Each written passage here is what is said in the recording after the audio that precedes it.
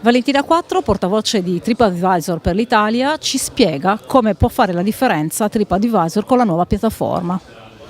Sì, allora oggi abbiamo presentato la nuova piattaforma, adesso non la rispiegherò perché sennò sto qua mezz'ora, però di base diventiamo un vero e proprio social media dove tutto è molto più personalizzato, dove si possono seguire brand, editori e influencer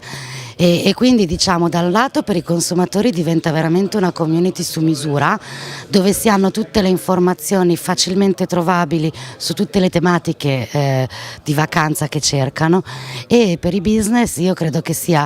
un'enorme opportunità. Già su TripAdvisor insomma ci si può promuovere gratuitamente con la propria scheda, gestendo la propria pagina,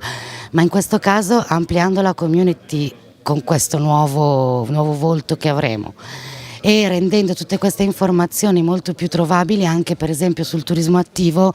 Un turista che cerca, un viaggiatore che cerca attività da fare in loco, addirittura magari appunto come abbiamo visto trekking piuttosto che immersioni, avrà sicuramente la possibilità di trovare tutto quello che esiste di informazioni della rete, degli editori, degli influencer e degli altri recensori, degli altri utenti, tutto in un unico feed viaggi appunto, e potrà avere appunto queste cose più azzeccate poi collegate alle schede che abbiamo già di 7,7 milioni di business e strutture presenti sul sito, quindi diventeremo un aiuto a 360 gradi per tutti.